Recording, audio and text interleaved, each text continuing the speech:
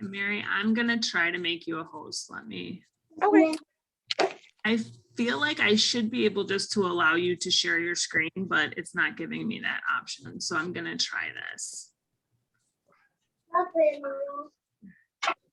Oh, whatever you drop, just pick up, okay?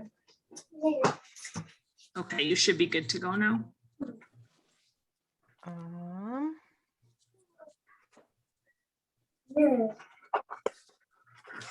Can everyone see mine? You're good. Okay.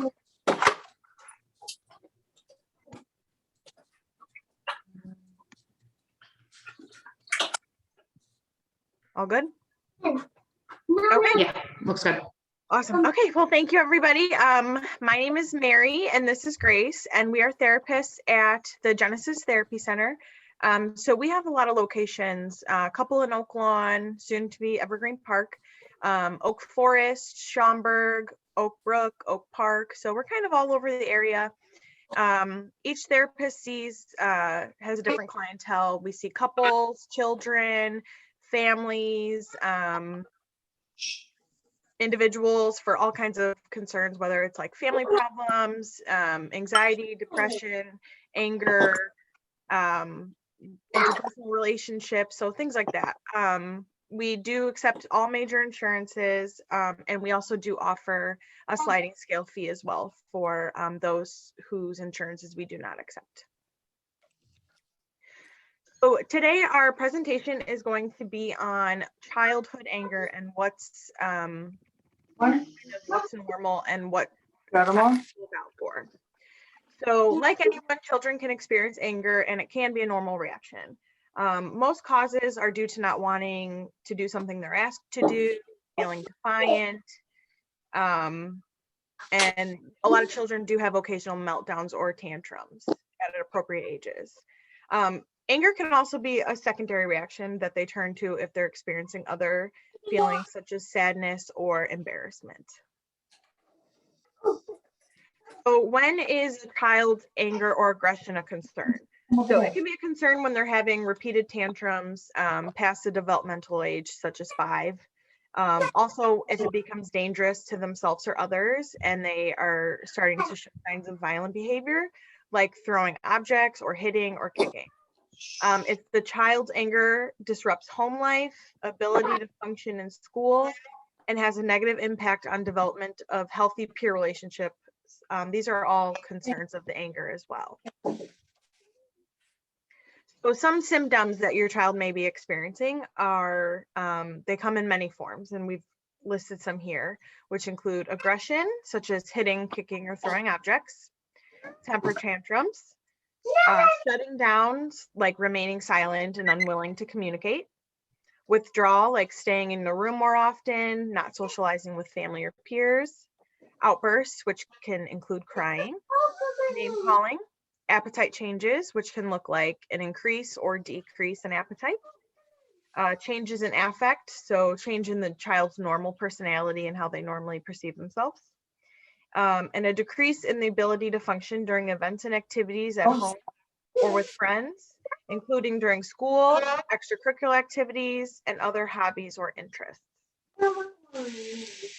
Some more symptoms of anger I have included are teeth clenching, easily angered or frustrated, relational concerns with peers, unable to maintain healthy relationships, somatic symptoms, which can look like stomach aches or headaches, suicidal thoughts, tense muscles, heavy breathing, and symptoms can be physical, emotional, behavior, or psychological.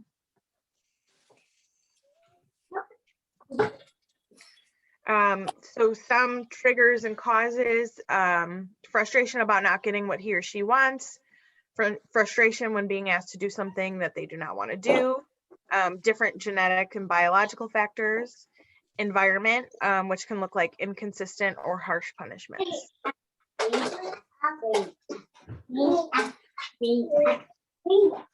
Possible underlying causes to anger could look like learning disorders like ADHD or different anxiety disorders as well.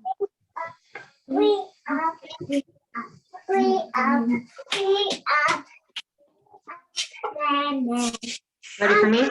Yep.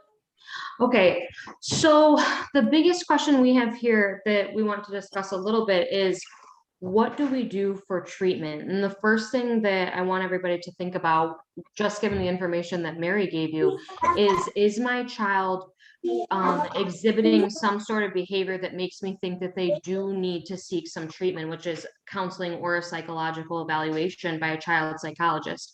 So I want you to think about your own child, and are they exhibiting some of those behaviors? Am I seeing those teeth clenching? Am I seeing these tantrums that are happening constantly? Is my child getting violent with themselves, with other family members? And if you feel like this is a serious behavioral issue that you want to address, some of the things that we could do would be to speak to a counselor or a child psychologist. And what they're going to do are a handful of treatment options, and we can see them up here. Cognitive behavioral therapy, so they're going to work with your child to start thinking about how to manage their emotions and their thoughts and their behaviors. Emotional regulation, which is basically what am I feeling right now? I feel like I'm angry. Why am I angry? What should I do? Alternate ways to express our frustration. What are the healthiest ways that I can be angry? I know that it's not okay to hit my little brother, or I know that it's not okay to throw my toy. So what do? I don't know what to do with this emotion. And then developing new communication strategies. So how do I talk to my parents? How do I talk to someone and let them know that I am angry, so I can work towards displaying that appropriately?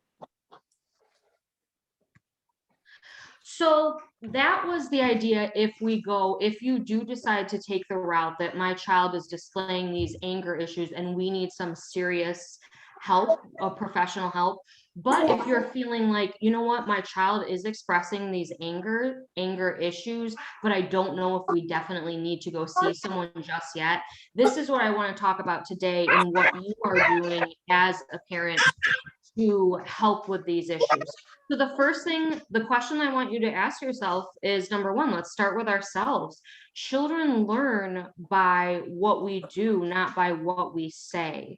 So when we tell our children to relax or calm down, yet we're kind of upset, that's not really showing. The best thing that we can do is model and display how that we should show accurately some of these emotions that we have. And first step is being mindful and thinking about yourself as a parent. How do I express my emotions? I mean, we all know patience is a virtue, and sometimes it is hard, especially in the heat of the moment. But what am I doing? How am I teaching my child that it is appropriate to show anger? If when I get upset, I start yelling or throwing things or saying mean things, my child is going to watch me and think that, okay, this is what mom does, or this is what dad does, or this is what my parent does. That's what I should do. So our first step is really taking a look at ourselves and thinking about, how am I presenting myself to my child to show them what to do? So that's number one. So I'd invite you after this and during this presentation to kind of think about, what do I do personally as an adult when I am angry? And is that an appropriate way to express my behavior? Because my child is going to mirror what I do. The second thing, quiet the storm.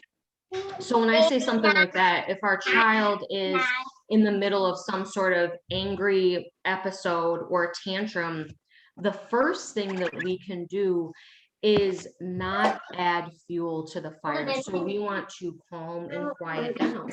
And that means that we need to be patient, which I say this now, and we hear this now, and in this meeting, it's like, okay, we're going to be patient. And that is definitely easier said than done, because once again, in that moment, it is hard to kind of collect ourselves, especially since emotions are so high.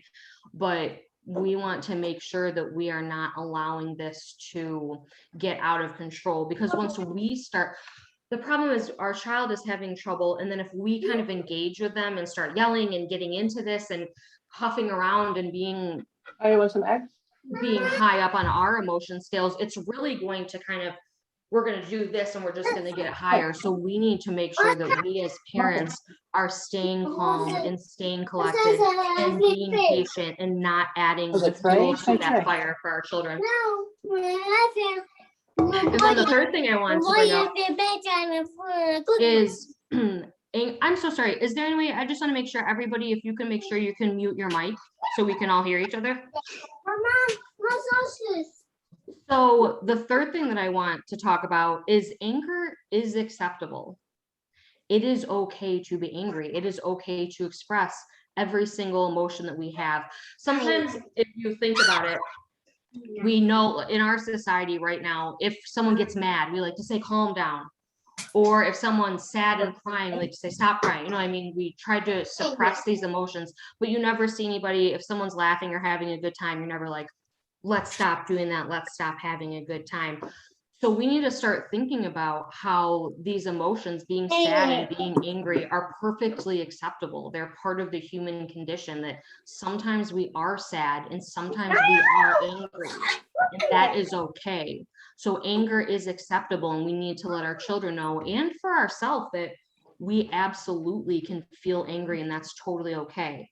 The question is, what are we doing with that anger? Because it becomes a problem when we say anger's okay, but it is not okay to hit somebody. So that's kind of the thing that we want to start looking at, is letting our children know to feel any range of emotions is perfectly acceptable, but then we need to figure out how to deal with it appropriately. And so that's where number 4 comes in. It's setting our boundaries and setting our limits. And what does that mean? So you are angry. I see that you are very angry right now.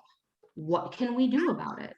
And this is something that you and your child can sit down with together and figure out, because yes, it is perfectly acceptable and okay to voice your opinion. Yes, it's okay to show your emotions, and we can talk about what is making you upset right now. How can we help? But it is not okay to be violent. It's not okay to throw things. It's not okay to say things that hurt other people.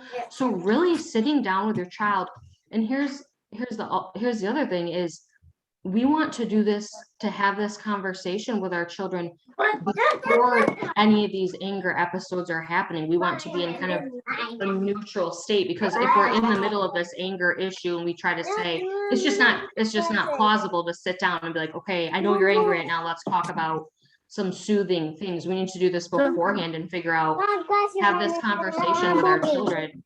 When I am angry, what can I do?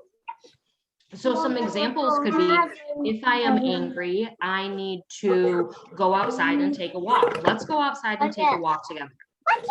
If I am angry, I need to yell into a pillow. That's perfectly acceptable. We are not hurting somebody else.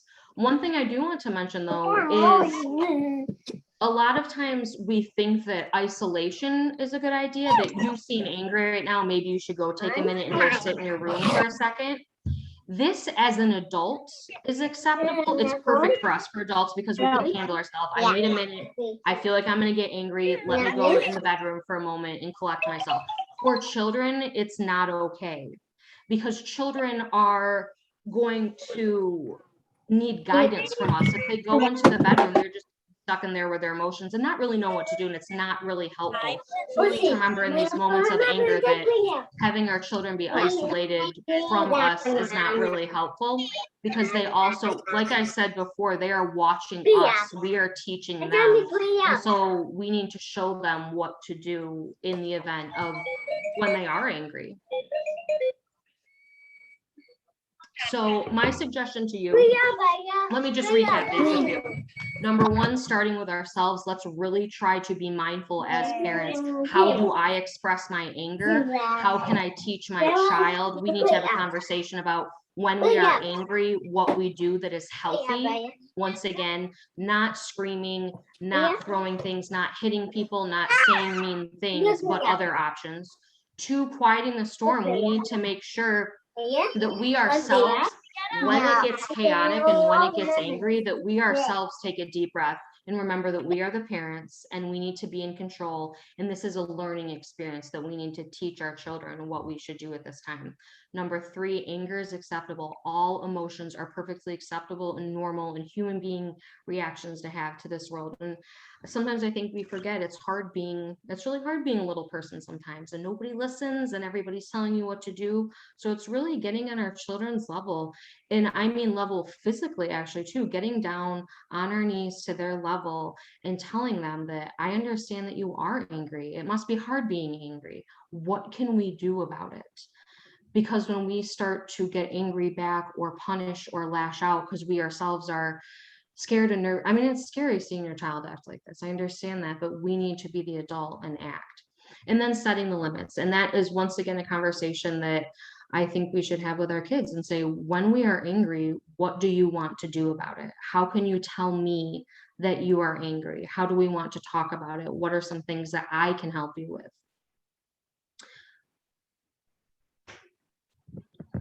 So lastly, if you want to take a screenshot of this or grab your phone and take a picture of this, these are some of the resources we have. So I've included, the first thing is our counseling center, which Mary said a little bit about at the beginning, and that is our main office and our main phone number. We have, I believe, over 14 people in the practice, and many of them see children, or we have referrals as well for child counselors and psychiatrists. And here along the left side, I put a handful of some of our child psychologists that we would recommend.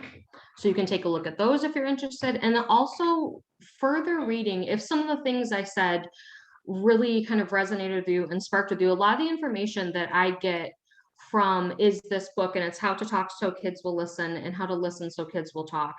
And it's really nice because it goes from preschool age children all the way up to 18. And actually, a lot of the lessons that we learn in this book, you can apply to just dealing with other human beings as well. So it's a very great resource as a mother myself and as a counselor, just an amazing book, very simple, very easy read.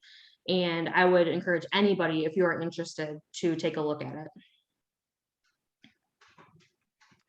Now we want to open this up for a discussion or questions or any comments, thoughts, anything that you might have. Okay.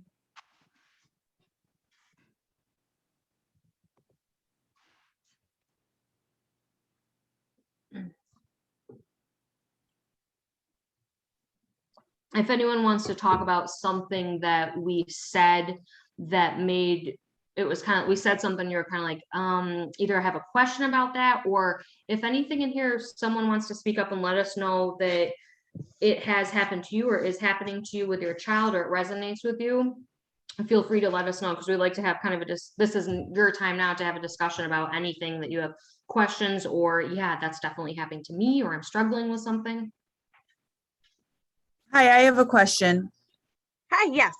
Hi, it was a little difficult to hear you at one point, but what was your solution to when you were talking about when a child is acting out or, angry, and then we choose to isolate them?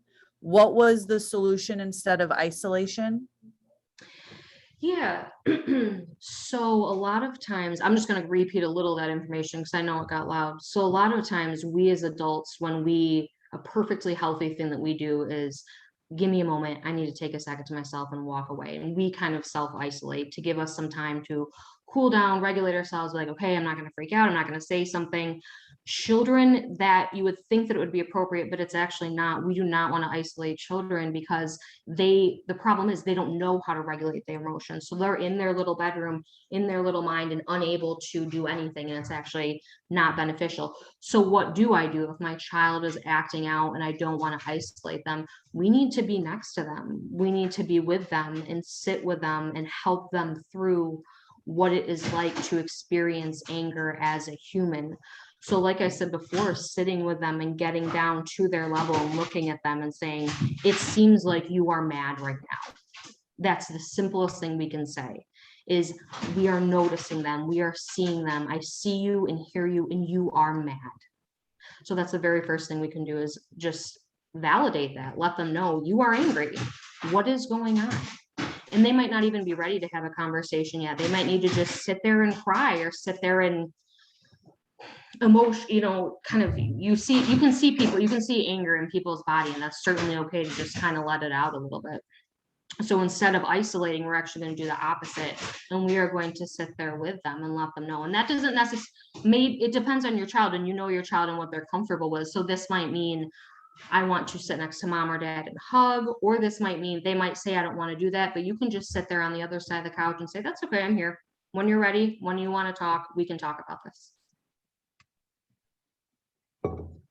Thank you. Yeah.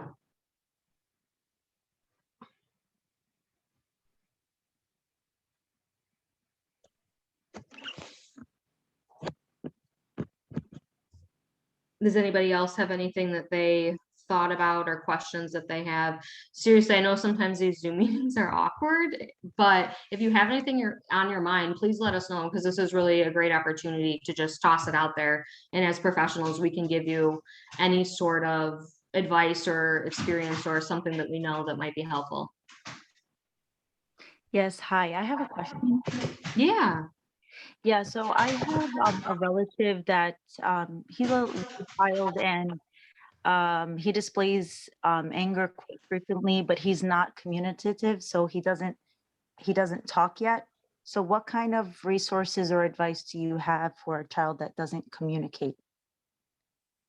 Is he young? Yeah, he's pretty young, but he's at an age where developmentally he should be talking, but he just isn't.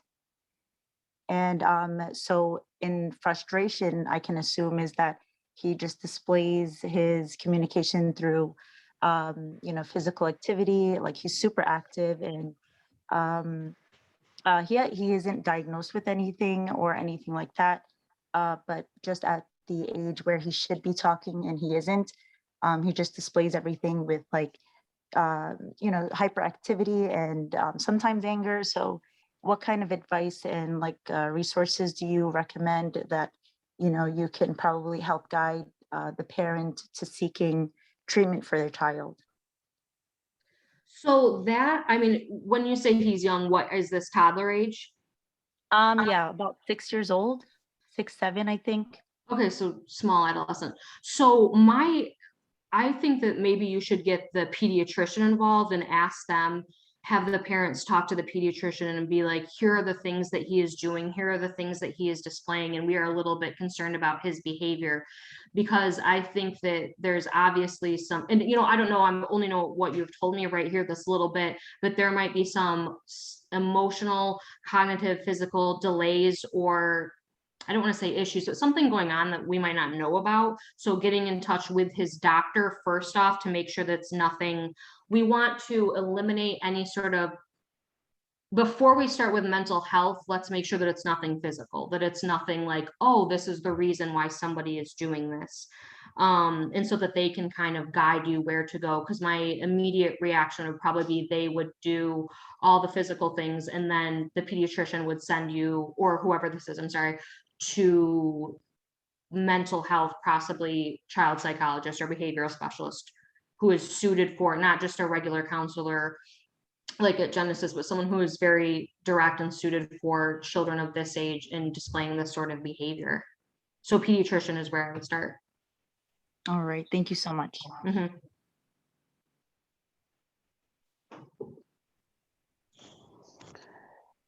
Hi.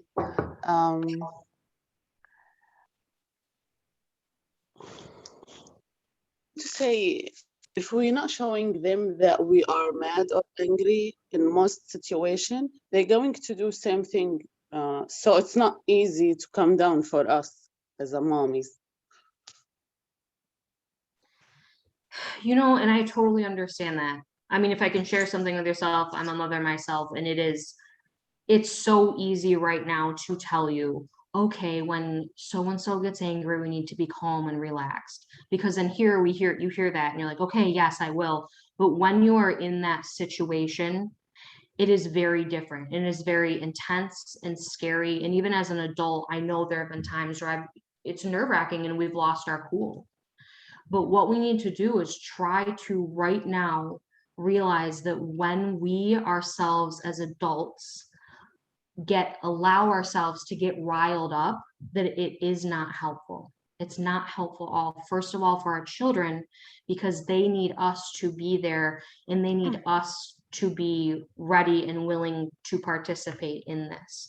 So the thing that I would encourage you to do is, when you are hearing me say this, I don't want you to get upset or guilty, or we don't need to feel bad that sometimes we do react or do some things. We just need to start being mindful and start trying to change. Instead of reacting, our instinct sometimes is just to react. When my child is getting angry or upset, I'm going to get angry and upset too. I'm just reacting. It's automatic, it just goes. In this case, I am asking you to try to change something, and I want you to stop and act appropriately as an adult sometimes, which is hard to do in that moment. So I hear you when you say that, because it's one thing right now that we talk about it and to understand that, but actually in that moment, it is very hard to do because it's such high emotions and high tensions at that time. But it's just the same thing that we need to keep practicing that as adults, that it's okay that sometimes, I mean, no one's perfect. There are no perfect parents, but there are great parents. And that means that we have to constantly check ourselves and constantly make sure that, am I acting appropriately so that I'm helping my child, but also that I'm teaching them that this is how you should act. So when you grow up, you do not think that it is appropriate to start yelling too, because we can talk and communicate with our words. And I think also finding healthy outlets for our anger and teaching those skills to our children as well.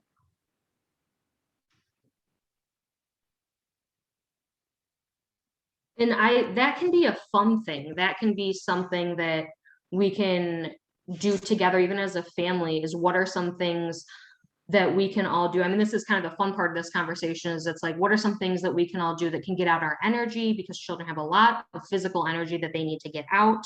And what can we do as a family? And what are some ways that, if you are feeling angry, what are some things that we can do? And those actual physical, specific things you can talk with your family about and talk with the kids about, and it can be a fun thing to figure out, what do we do when we're angry? What do we do as a family?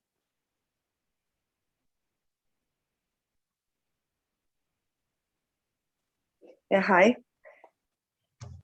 Hi. I have 2 teenage boys. They constantly like fight, and if I tell them to stop, they won't stop. But it's not fighting like to the point like I can't control it. But when they see me angry, they will stop.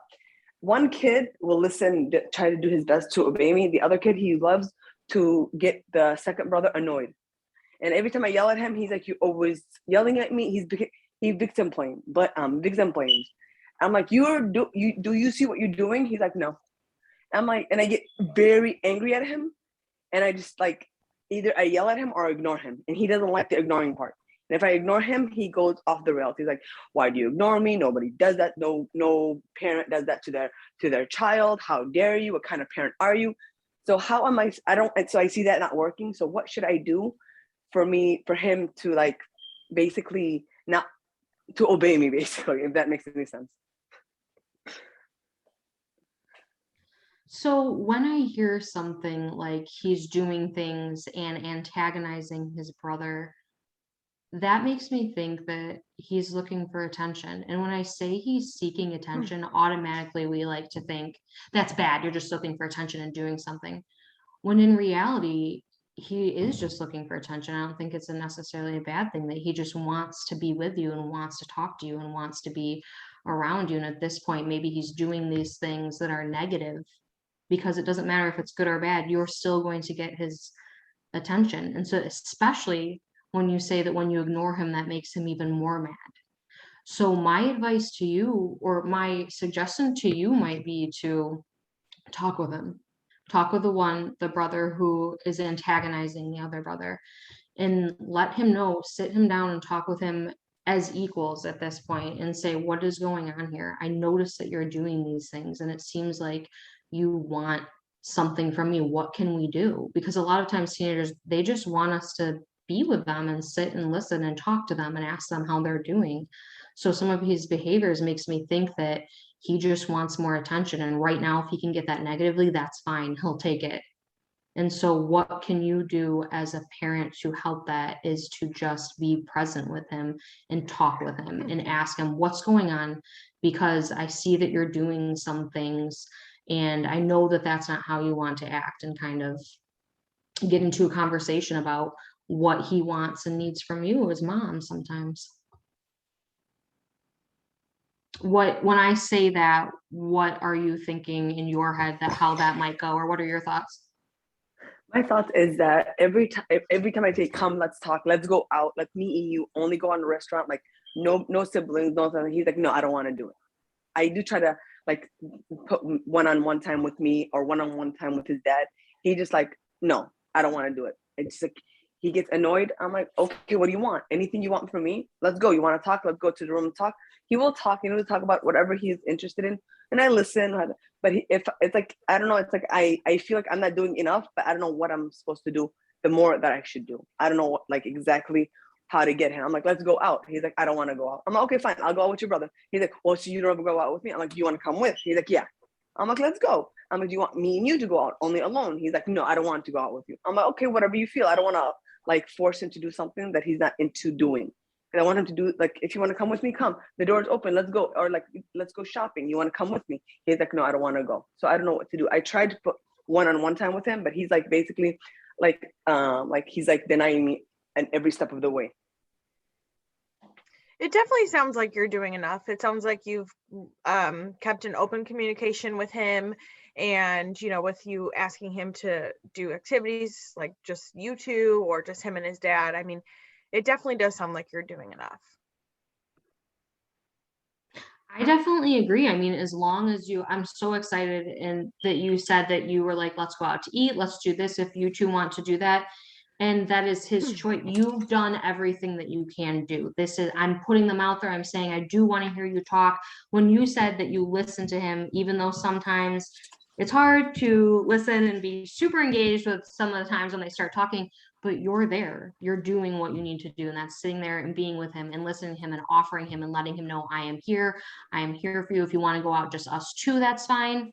And that's really sometimes all you can do is give as much energy and love and acceptance to them as you can. And sometimes he is going to take it. I'm sure sometimes he's going to jump it and run.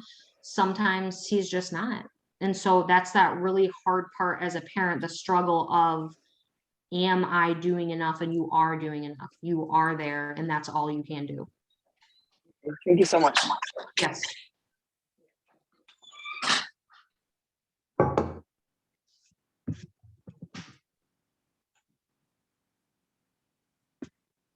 Any other questions or thoughts?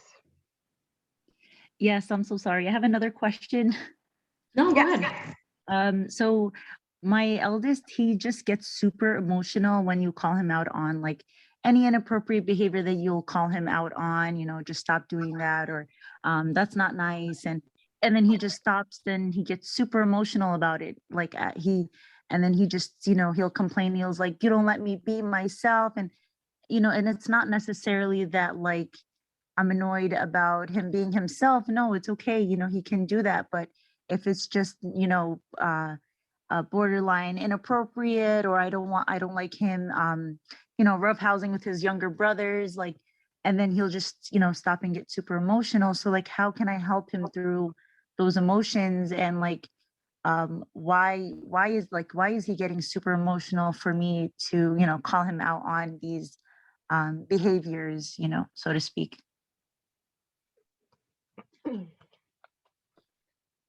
So I think we just have to be honest, and getting called out by anybody, adult or child, is embarrassing.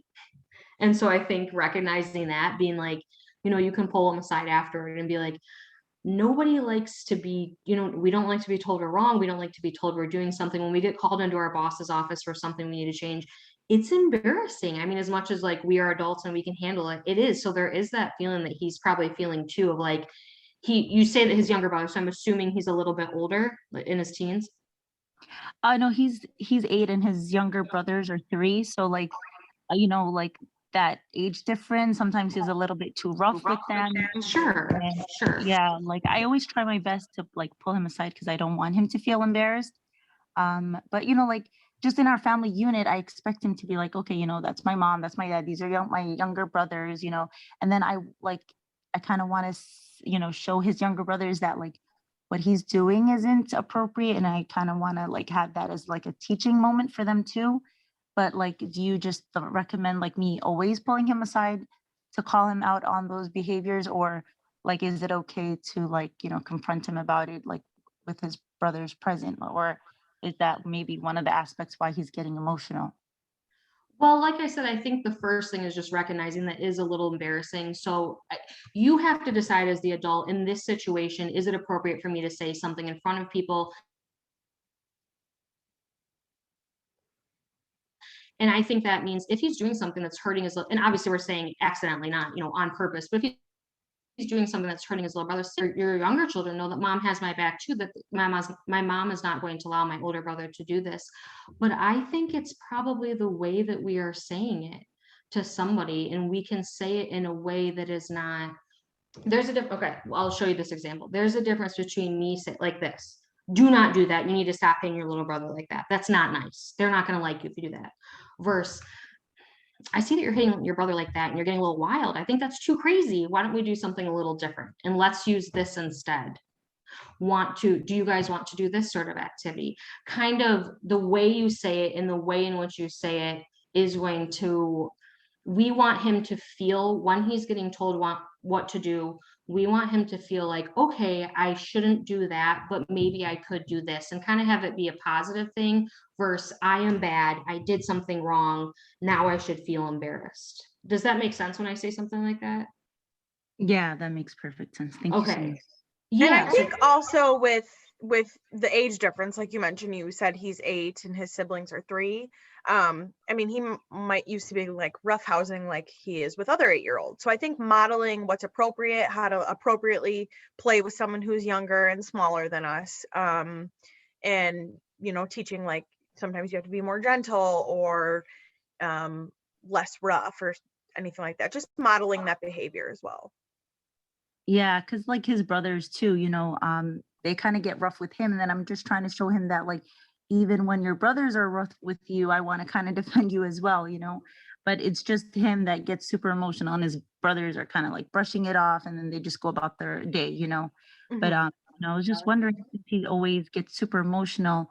You know, what are ways that I can work with him about his emotions and how he gets super sad and then he'll start crying, and you know, I kind of want to talk through, you know, those emotions with him.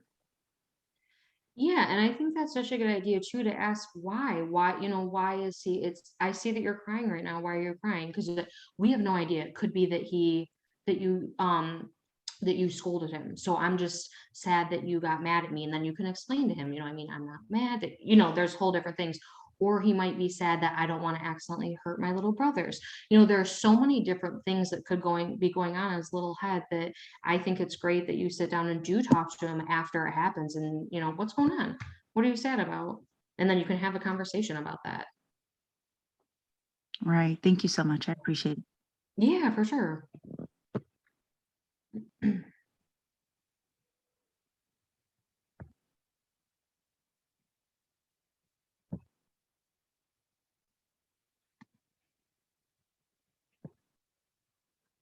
Anyone else?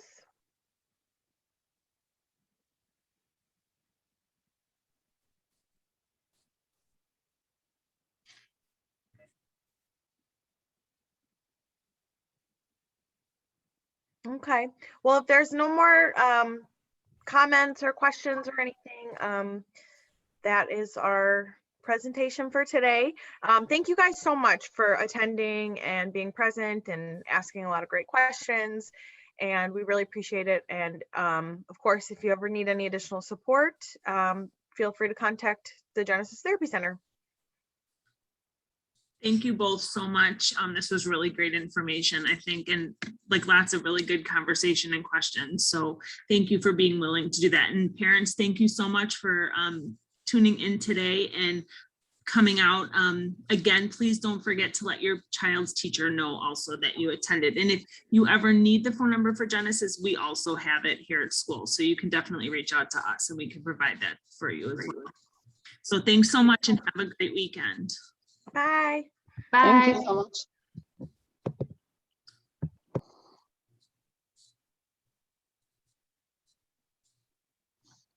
Now, Mary, can you make me host?